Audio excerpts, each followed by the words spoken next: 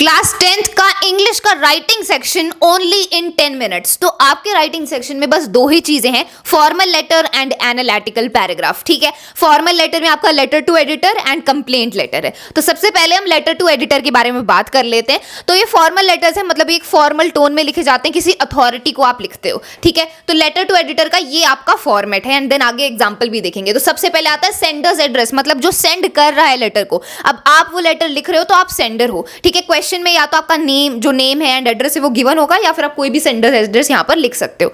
ठीक है, देन एक लाइन छोड़ के आपको क्या लिखना है, डेट लिखनी है, जिस दिन आप वो लेटर लिख रहे हो उस दिन की डेट। ठीक है, देन डेट के बाद लाइन छोड़नी है। देन रिसीवर्स एड्रेस, मतलब जिसको आप लेटर लिख रहे हो, आप एडिटर को लेटर लिख रहे हो तो रिसीवर्स एड्रेस में आ जाएगा द एडिटर, देन कौन सी न्यूज़पेपर की का वो एडिटर है, एंड देन सिटी का नेम, पिन कोड वगैरह जो नीचे एड्रेस है वो आएगा। ठीक है, तो रिसीवर्स एड्रेस। देन उसके बाद लाइन छोड़ के सब्जेक्ट, मतलब क्यों आप वो लेटर लिख रहे हो एडिटर को। ठीक है, highlighting the major issue of increasing pollution. ठीक है, इंक्रीजिंग नॉइज पोल्यूशन। तो आपको छोटे से एक सेंटेंस में आपको यहाँ पर सब्जेक्ट लिख देना है। ठीक है, कि क्यों आप वो लेटर लिख रहे हो। देन सब्जेक्ट के बाद लाइन छोड़ के सैल्यूटेशन। आप सैल्यूटेशन में सिर्फ सर लिख सकते हो, या फिर मैडम लिख सकते हो, या फिर डियर एडिटर भी लिख सकते हो। ठीक है, देन सैल्यूटेशन के बाद में आपकी मेन बॉडी आ जाएगी। मेन बॉडी में क्या होता है इसके बारे में हम थोड़ा आगे बात करेंगे। लास्ट में कॉम्प्लीमेंट्री कंक्लूजन, मतलब योर सिंसियरली, आपका नेम एंड ऑल। ठीक है, तो ये लास्ट में आ जाता है। अब यहाँ पर थोड़ा सा हम बॉडी के बारे में डिस्कस कर लेते हैं कि इसकी बॉडी होती कैसी है। तो लेटर टू एडिटर में common intro and conclusion lines ही होती हैं। आप जब शुरू कर रहे हो तो आपकी बॉडी में सबसे स्टार्टिंग वाली लाइन ये होनी चाहिए, एंड कंक्लूजन में आप ये लिख सकते हो। ठीक है, आप चेंज भी कर सकते हो but this will be helpful. ठीक है, स्टार्टिंग में आप लिख सकते हो, through the columns of your widely circulated paper I would like to draw the attention of the authorities to the burden of the heavy bags that young children have to carry to school. है ना, तो यहाँ पर आप लिखोगे कि आपके widely circulated newspaper के कॉलम्स के थ्रू मैं अटेंशन लाना चाहता हूँ अथॉरिटीज की इस इशू पर, जो भी आपका इशू क्वेश्चन में गिवन है। यहाँ पर इशू गिवन है कि जो छोटे छोटे बच्चों को इतने भारी बैग कैरी करने पड़ते हैं स्कूल में, तो उस इशू के बारे में यहाँ पर बात हो रही है। तो स्टार्टिंग में आप ऐसे ये स्टार्टिंग की लाइन लिख सकते हो। ठीक है, फिर बीच में आपकी मेन बॉडी आ जाएगी, जिसमें आप डिटेल्स बताओगे कि क्या क्या प्रॉब्लम्स हैं। ये बच्चों को हैवी बैग्स कैरी करने पड़ते हैं, वो थक जाते हैं एंड देन वो कॉन्सेंट्रेट नहीं कर पाते अपनी स्टडीज़ पर। ठीक है, वो बहुत ज़्यादा एग्जॉस्ट हो जाते हैं। जो बच्चे हैं उनको टाइम टेबल की जितनी टाइम टेबल में रिक्वायर्ड है उससे ज़्यादा बुक्स मंगवाई जाती हैं, है ना, इतनी उनको कैरी नहीं करनी चाहिए, इट्स अननेसेसरी, है ना। बच्चे और थक जाते हैं, देन वो और एक्टिविटीज़ में, पढ़ाई में अच्छे से इंगेज नहीं हो पाते। तो यहाँ पर फिर आप पूरा डिटेल में लिख दोगे बीच वाली बॉडी में। फिर आपको थोड़े सोल्यूशंस भी ऑफर कर देने हैं। ठीक है, थोड़े आप सजेशंस बता सकते हो कि बच्चों को स्कूल के ऊपर ये रेगुलेशंस, ये रूल्स लगाने चाहिए कि जितनी क्लासेस होंगी सिर्फ उन्हीं की बुक्स मंगवाई जाएँ, एक्स्ट्रा बुक्स ना मंगवाई जाएँ, एंड एक वेट लिमिट होनी चाहिए कि इससे ज़्यादा भारी स्कूल बैग ना हो, है ना। तो आप सजेशंस कुछ लिख सकते हो अपनी, एंड देन एंड में आप लिख सकते हो, therefore I request you to highlight the issue in your esteemed newspaper so that higher authorities get to know about it and start working on it as soon as possible. ठीक है, ये conclusion वाली line आ जाएगी। Hope you will take action and help us to get rid of this problem. तो ऐसे आपकी पूरी बॉडी हो जाएगी। ये स्टार्टिंग में, बीच में आपकी मेन बॉडी आ जाएगी, एंड देन लास्ट में ये, एंड देन फिर कॉम्प्लीमेंट्री कंक्लूजन। अब एक एग्जाम्पल भी देख लेते हैं, उससे और अच्छे से आपको क्लियर हो जाएगा। ठीक है, तो ये आपका लेटर टू एडिटर का एग्जांपल है। यहाँ पर क्वेश्चन है, you are Shilpa, member of NGO Sargam, write a letter to the editor for a public campaign to clear the Yamuna river. तो यमुना रिवर को क्लियर करने के लिए, कैंपेन के लिए आपको एडिटर को लेटर लिखना है। तो सबसे पहले सेंडर्स एड्रेस आ गया 2 लाइन में, फिर लाइन छोड़ी, फिर आपने डेट लिखी, डेट के बाद लाइन छोड़ी, फिर रिसीवर्स एड्रेस आ गया, the editor, Hindustan Times, New Delhi. Then line छोड़ के सब्जेक्ट क्या है, need for a public campaign to clean Yamuna river. छोटे से सेंटेंस में, बहुत ही छोटे सेंटेंस में आपको सब्जेक्ट लिखना है।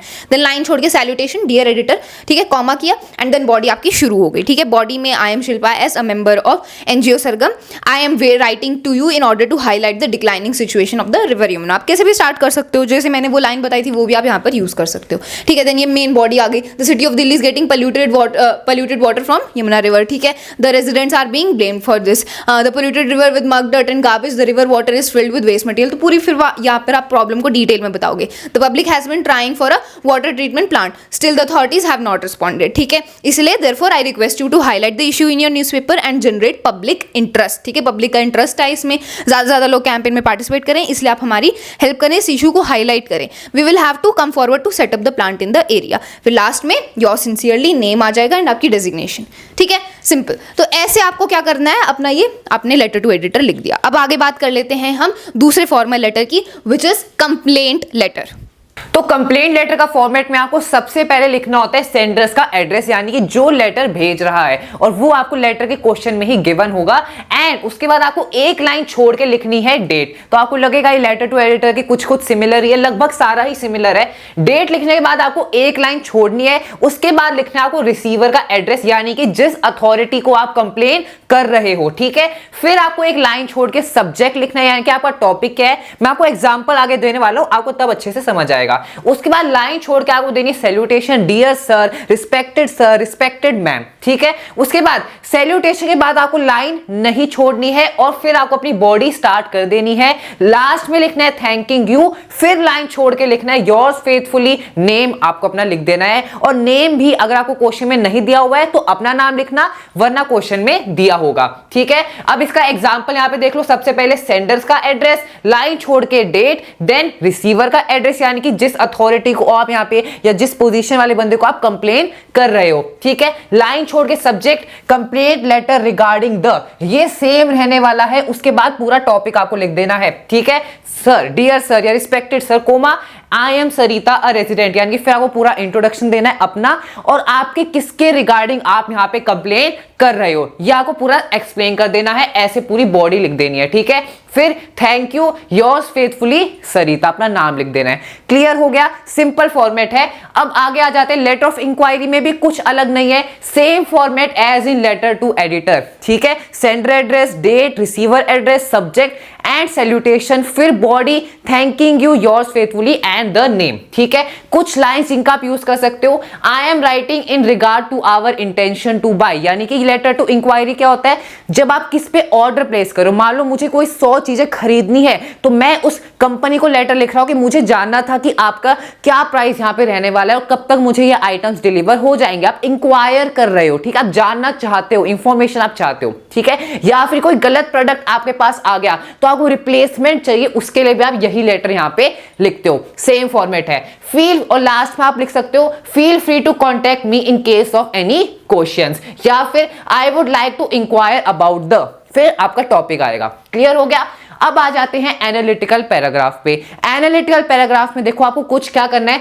क्या एनालिटिकल पैराग्राफ में बेसिकली आपको एक डेटा दिया जाएगा, वो चार्ट की फॉर्म में हो सकता है, पाई चार्ट की फॉर्म में हो सकता है, या फिर लाइन ग्राफ की फॉर्म में हो सकता है, ठीक है।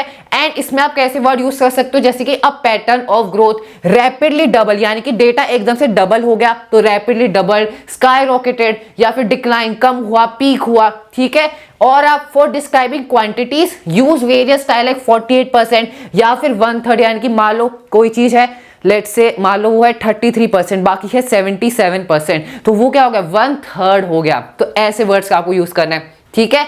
फॉर एस्टेब्लिशिंग अ रिलेशनशिप आप यूज कर सकते हो, between, similarly, in contrast with, in comparison with this, मेरे को डेटा में ऐसा ऐसा नोटिस हुआ है, ऐसे वर्ड्स आपको यहां पे यूज करने हैं। लास्ट में आप लिख सकते हो overall, subsequently, in a nutshell, आप क्या कंक्लूड कर रहे हो, ठीक है, पूरा डेटा देखने के बाद। एग्जांपल यहां पे हम देखते हैं। अब आप इस एग्जांपल में देख सकते हो, यहां पे ग्राफ आपको दिया हुआ है बर्थ और डेथ रेट का। अब यहां पे देखो जो आपको ब्लैक लाइन दिख रही है वो बर्थ की है, और ये है आपकी डेथ वाली लाइन, ठीक है। मैंने इसको ड्रॉ भी कर दिया है। अब इस डेटा को देख के आपको पैराग्राफ बनाना है कि शुरू में बर्थ रेट डेथ रेट से ज्यादा था, और इस साल में यहां पे पीक कर गया, इट पीक्ड अराउंड ईयर 1961। फिर यहां पे आपको डिक्लाइन देखने को मिला बर्थ रेट में अराउंड द ईयर 1981। तो ऐसे आपको डेटा को क्या करना है, ऑब्जर्व करना है और अपनी लाइंस लिखते जाना है, कुछ भी मुश्किल नहीं है। फिर आपने देखा कि डेथ रेट क्या हो गया, बर्थ रेट से ज्यादा हो गया अराउंड द ईयर 2041। अब डेथ ज्यादा हो रही है, बर्थ कम हो रहे हैं। एंड यहाँ पे इस साल से अगर हम देखें तो जो बर्थ रेट है उसमें एक डिक्लाइन हमें देखने को मिल रहा है। सो आप लिखोगे from this year to this year we can observe a decline of birth rate. तो ऐसे आपको पूरे डेटा को नंबर्स की हेल्प से, साल की हेल्प से लिख देना है, जो जो आपको यहाँ पे दिख रहा है, ठीक है। यहाँ पे आपको बहुत सारे चेंजेस देखने को मिले बर्थ रेट में, लेकिन डेथ रेट में एक स्टेडी ग्रोथ हमें देखने को मिली है, जबकि बर्थ रेट पे डिक्लाइन आया है। ओके, और यहां पे आप देख सकते हो इस साल से पीक कर गया birth rate, around from the year 1941 birth rate peaked. तो ऐसे वर्ड्स आपको यूज करना है और कंक्लूड कर देना है। तो ऐसे आपको एनालिटिकल पैराग्राफ लिखना होता है। क्लियर हो गया। सो इस वीडियो को यहीं पे एंड करते हैं। 10 मिनट में हमने सारे अपना राइटिंग सेक्शन को कवर किया। That's all for this video. Thank you so much.